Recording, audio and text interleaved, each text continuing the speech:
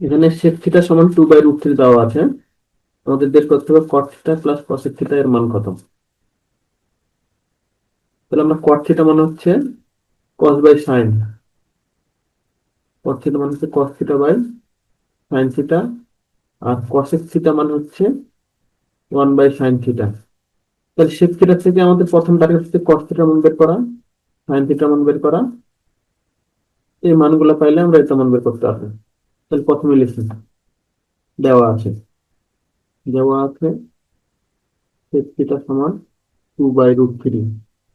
sec theta মানে হচ্ছে 1/cos theta, তাহলে 1/cos থিটা সমান 2/√3।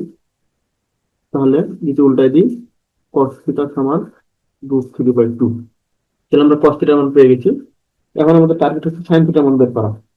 তাহলে sin থিটা সমান আমরা লিখতে পারি এখন sin থিটা সমান √1 মাইনাস cos স্কয়ার থিটা, বা 1 মাইনাস cos মানে হচ্ছে √3/2, তার মানে 3/4। তাহলে এটা কাজ করলে হচ্ছে 4 মাইনাস 3 1/4, তাহলে 1/2। তাহলে sin থিটা মান আমাদের হয়ে গেছে, cos থিটা মান হয়ে গেছে। তাহলে এখন আমরা লিখি প্রদত্ত রাশি কি আছে, cos theta plus cosec theta.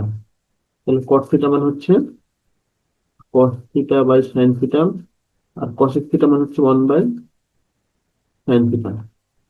cos theta মান পাইছিলাম আমরা √3/2, sin থিটা মান হচ্ছে হাফ, একবার উল্টে দিলাম, তাহলে এটা 2 প্লাস 1/sin থিটা মান হচ্ছে 2, তাহলে থাকে হচ্ছে √3 প্লাস 2।